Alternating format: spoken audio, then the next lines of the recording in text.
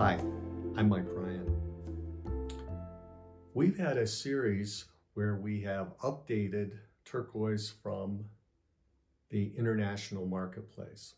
And we've seen a video about what's happening in China, what's happening in Iran with Persian turquoise. And today we're going to look at Egypt.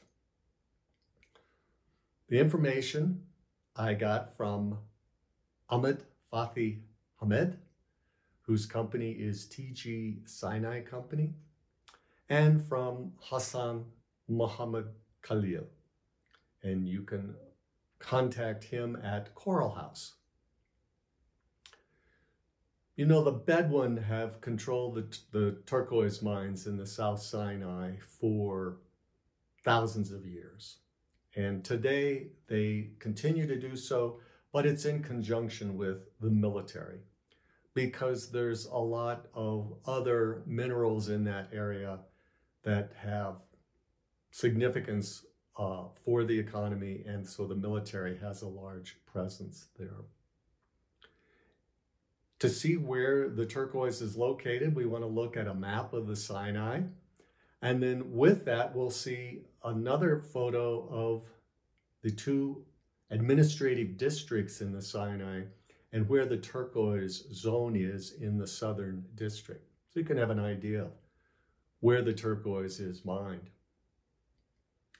The history goes back very, very far. At one time, I considered it to be the earliest.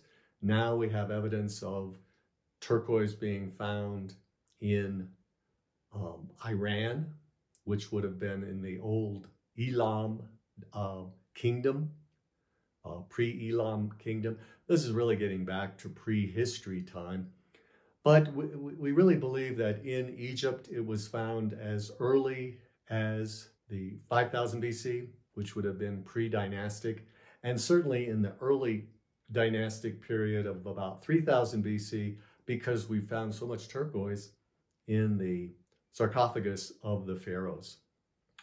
When we're dealing with Egyptian turquoise, the whole question of natural and stabilized becomes real important, because the Egyptians really follow a definition that has been promoted by our own Gemological Institute of America.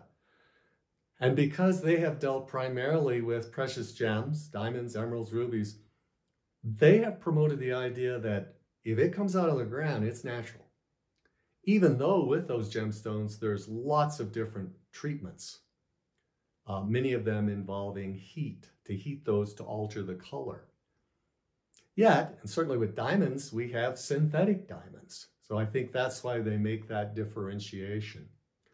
We don't do that with turquoise. And I think a lot of that is because 80% or more of all the turquoise that's mined requires treatment of some form before it can be used in jewelry. So when you're buying Egyptian turquoise, you're going to see a lot of natural that isn't natural. It's stabilized. Sometimes you'll see natural / stabilized, but you have to be very careful when you're dealing with your source as to making sure that natural means there's been no treatment at all. A lot of the Egyptian turquoise is sold as prints. Now, prints is a mine, but it is also a generic name for marketing, much like you find with Royston, where you have several different mines, but they're all sold under the generic Royston name. It's that way with prints. Other mines include the Serabit el Kadim, and this is where Ahmed's family mines here. And he says they find a lot of natural turquoise with a deep blue color. Then there's also the El Tor mine, which is known for its green turquoise. If we look at some photos, we see in our first photo example of some prints, and I think this is actually coming from the Prince mine, that is natural, some natural rough. Then we see in the next photo some Serabit, and it has this dark blue, but that's because it's been stabilized. So again, we get into this idea, natural, stabilized. You have to be very careful with that. The third photo is El Tor. And here we see the green color, but this also is stabilized turquoise. Our final photo, we see some very, very high grade turquoise cabs. And this was a turquoise that I purchased from Hassan Muhammad Khalil a few years back. Very, very high grade. And you can see where that would compare with some of the finest turquoise you could find in the US. Price, the price for prints, which is kind of the generic term, for the rough, will range from around £1,000 for stabilized to perhaps $4,000 a pound for natural. That price is going up quite a bit, as we see with most turquoise in the marketplace. There is a good supply, so we are seeing a lot of Egyptian turquoise in our marketplace. Most of it is all stabilized, and the price is increasing, with the natural becoming much more rare.